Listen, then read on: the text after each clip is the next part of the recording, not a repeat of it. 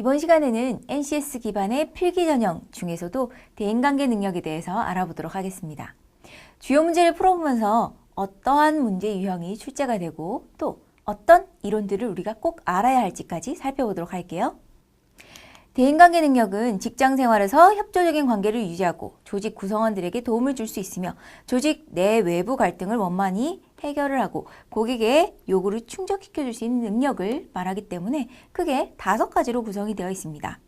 이 5가지 능력에 대해서 세부적으로 하나씩 나오기도 하고요. 2개 이상이 결합되어서 시험 문제로 출제되는 경우도 있습니다. 이번 시간에는 이 5가지에 대해서 전체적으로 한번 살펴보도록 할 텐데요. 먼저 첫 번째로 대인관계에서 가장 중요한 갈등 관련 내용부터 보도록 하겠습니다. 갈등 관리 능력, 이것이 굉장히 중요한데요. 갈등의 단서라고 하면은 이렇게 논평을 제안한다거나 핵심을 이해하지 못한 데 서로 비난한다거나 타협하기를 거부한다거나 서로 공격할 때 갈등이 나타나죠. 갈등 자체에 대해서 대인관계 능력에서는 부정적으로 보고 있지는 않습니다. 건설적으로 해결할 때는 충분히 회사에 도움이 될 수 있다 라고 얘기를 하고 있긴 하지만 동시에 갈등에 대해서는 중재가 꼭 필요하다는 내용도 함께 언급이 되어 있습니다. 그러면 관련 문제 한번 살펴보도록 할게요. 첫 번째 문제입니다. 회사 내부 조정팀 과장 A는 분쟁 문제를 해결하는 능력이 탁월하여 여기서부터 이미 알 수 있죠. 갈등 관리에 대한 문제겠구나 눈치채고요. 현재 B건설업체의 노사 갈등 분쟁을 해결하고자 파견이 되었다.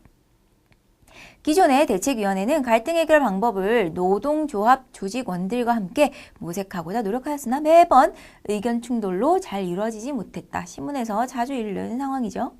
이에 대책위원회에 명심해야 할 충고를 해주었다고 합니다. 이 사람이 전문가니까요.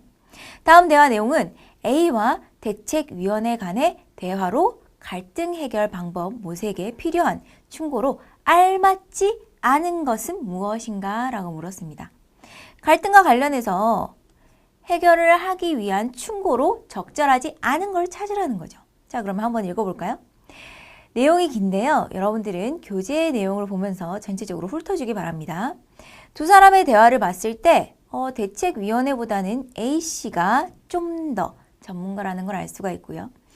얘기를 하는데 갈등 중재에 대해서 언급을 할 때, 충고를 할 때 제대로 말한 것, 제대로 말하지 못한 것만 보면 되겠죠.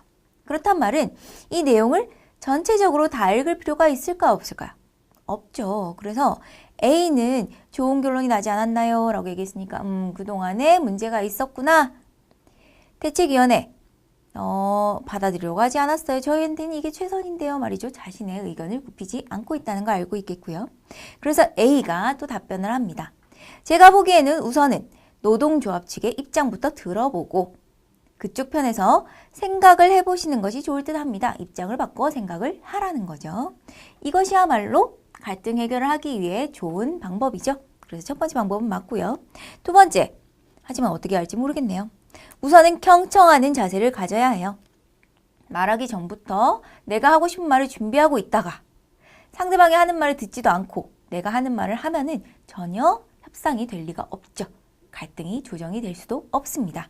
그래서 경청하는 자세를 가져야 하는 거 맞고요. 다음으로 최대한 타협하려고 노력을 해야 해요. 이것도 맞죠. 우리가 줄 수 있는 것은 최대한 주려고 생각을 해야 되고요. 상대방한테 요구할 수 있는 것도 동시에 함께 요구를 할 수가 있어야 됩니다. 그래서 타협하려는 자세가 있어야지 무조건 내 것만 고집하려고 하면 안 되겠죠. 뒤에 내용도 쭉 읽어볼게요. 그래서 대책위원회가 우는 소리를 합니다. 그러면 A가 또 얘기를 하죠. 방금 말하신 것처럼 갈등을 해결하기 위해선 한쪽으로 치우쳐서 생각해서는 안 됩니다. 비록 내가 대변하는 관점이 있긴 하지만 상대 측도 고려를 해야 된다는 것이죠. 역시나 입장을 바꿔서 생각을 해보라는 말이 되겠습니다. 4번도 맞고요. 그리고 회의가 시작되면 이 문제는 진지하게 여기고 있으며 합의점을 찾기 위해서 논쟁은 계속 유도해야 합니다. 라고 얘기를 했습니다. 자, 여기에서 하나 이상한 부분이 보입니다. 논쟁을 유도해야 한다. 자, 여러분들 친구분들이랑 말싸움할 때 보면은 혹은 가족들이랑 말싸움할 때 보면은 생각지도 못한 말, 기존에는 생각하지 않았던 말실수를 종종 하게 됩니다. 말이 다시 또 다른 말을 끌어오는 것이죠. 그것이 바로 논쟁입니다. 논쟁을 하고 싶어 하는 욕구, 이거를 최대한 억제를 해야 합니다. 말싸움 하다 보면 내가 이기고 싶어. 이 말까지 하면은 상대방이 지겠지. 이런 생각이 들 때가 있어요. 하지만 그런 말 하고 나면 늘 후회를 하죠.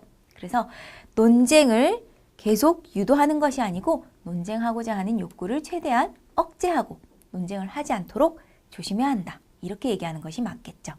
바로 5번이 틀린 내용입니다. 이런 문제에서 조금 어려운 점은 내용을 읽다 보면 문맥상으로는 크게 이상하지 않아 보여요. 그래서 의사소통처럼 문제를 풀면 이 문제를 틀릴 수가 있습니다. 이 문제는 대인관계 능력이죠. 그래서 갈등을 해결하기 위한 방법을 어느 정도는 알아두는 것이 필요합니다. 이 문제에 다 들어가 있으니까요. 이 5가지 방법 꼭 기억을 해놓도록 하고요. 이렇게 해서 정답은 바로 5번이 되겠습니다. 그래서 갈등을 증폭시키는 이러한 것들은 무조건 없애도록 노력을 해야 합니다.